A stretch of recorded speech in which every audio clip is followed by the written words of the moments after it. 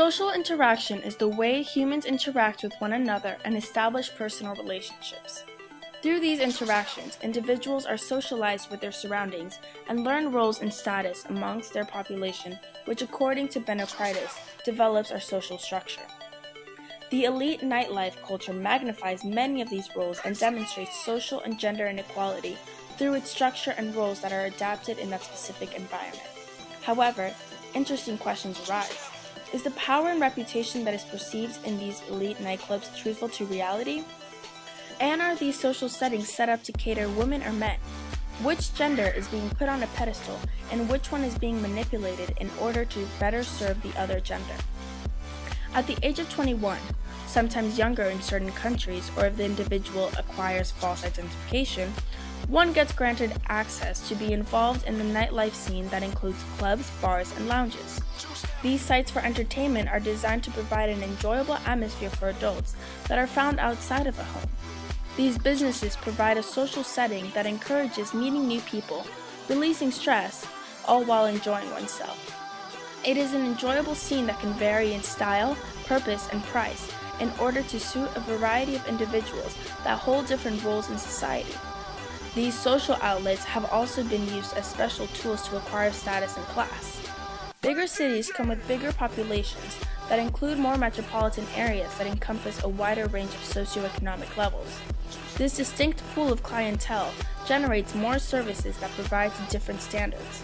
Therefore, these cities provide diverse options that range from higher-end clubs who cater to the elite who might have ulterior motives that benefit their image and are willing to pay a big price tag for it, to the more generic-based social surroundings like hole-in-the-wall bars or the Hard Rock and Señor Frog franchises where status, whether truthful or envisioned, isn't what gets you through the door.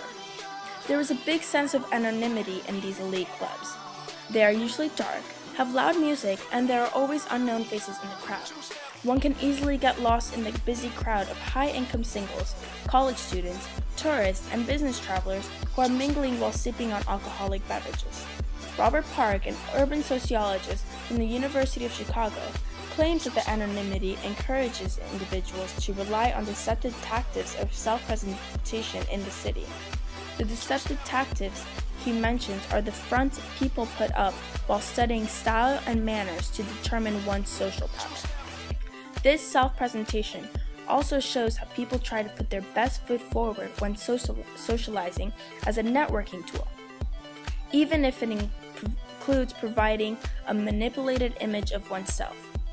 David Grazian, an associate professor of sociology at the University of Pennsylvania, conveys this image in his book called On the Make: The Hustle of Urban Nightlife, by stating how wider populations of more or less conventional individuals and groups are shaped by their social circumstances. He is illustrating the concept of shaking hands and making connections with powerful people in order to become well-connected. Social settings allow making more personal connections that help build positive relationships. Grazian emphasizes this point by stating that, in many ways, the city at night is a playground for engaging in elaborate games of strategy and chance. The playground that Grazian talks about isn't necessarily a public one. There is usually a hierarchy of clubs that is greatly competitive. This high level of competition is based on exclusivity. Many clubs diminish their clientele and set themselves apart by providing lavish services at lavish prices. A high cover charge, costly drinks, expensive bottle services, and valet all add up to hefty bills that aren't afforded by all. This demonstrates the economic equality that these elite social gatherings bring, since it doesn't include all socioeconomic classes of society, and it actually is only directed to the upper middle and upper economic classes. However, there are people who have certain priorities that put networking at no cost limit, and therefore are able to create an altered perception of themselves that can actually raise their achieved status. This status is described by Benokritis as a social position that a person attains through their own personal effort. Apart from setting society apart in regards to their wealth, these elite hangouts have also provided situations that do not show a clear answer as to who they cater to. Men and women have both been attracted to these environments for certain reasons. Men enjoy the sight of aesthetically pleasing women found in these surroundings. Dress codes are encouraged to have women dress sexy. Bartenders and bottle girls are beautiful women who wear revealing clothes and whose job description includes flirting and entertaining the paying customer. Men are surrounded by beauty, which is an incentive for them. Society has formed gender roles that hold men responsible for the purchase of drinks. It has become a gender stereotype since they fulfill that role that deems them as chivalrous. Since they become the main customers who pick up the tab at the end of the night, it is safe to say that many clubs provide pleasant environments that cater to these men. They also enjoy the competitive aspect of being the alpha male in social situations. It becomes a game to see who is able to lure in the attractive women through drinks. There are even services which are designed to help males appear their best in these specific social settings. Websites such as GetYourGirl.com provides tips to claim full attention from women while attracting them and beginning physical intimacy through body language if the man believes the vibe is present. There are coaches that can be hired to teach these tips, as seen in the movie Hitch. They help some males reinvent themselves to a more confident and interesting male who gives off an interesting persona. There are also women escort services found on websites like wingwomen.com, whose purpose is to lure women to their male customer by befriending other women in the club. In the male perspective, it seems as if in nightclubs they are automatically superior to women since they are there to play. They have a large pool of women to pick up from while having beautiful employees cater to them. Nevertheless, they are expected to pay, while competing with many others for power. They also have a later start in this culture, since many clubs allow 18-year-old females to enter, but rarely allow 18-year-old males to enter. There are, however, discrepancies in different points of view. There are many incentives that encourage women to go to clubs with offers that are only offered to them.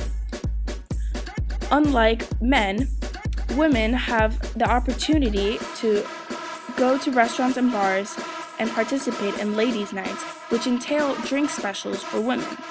And as many promoters offer free bottles for groups of girls, there are also frequent discounts on cover charges and open bar hours for women only.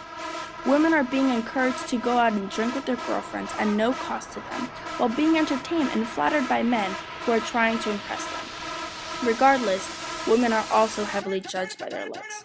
Attractive women at times get special treatment at the door, and employees feel like they need to bare skin in order to get more tips.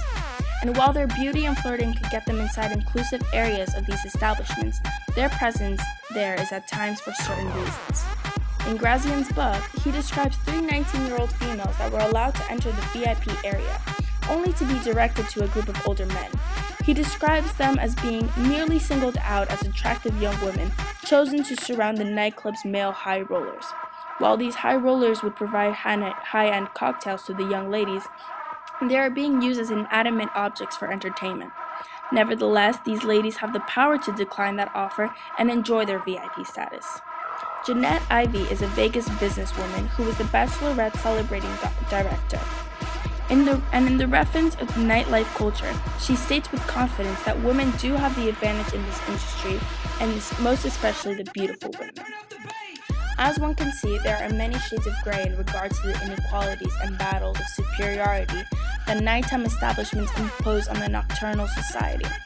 But one of the certainly state that while not all economic groups can enjoy the luxury of nighttime entertainment, both sexes are currently enjoying perks from these establishments.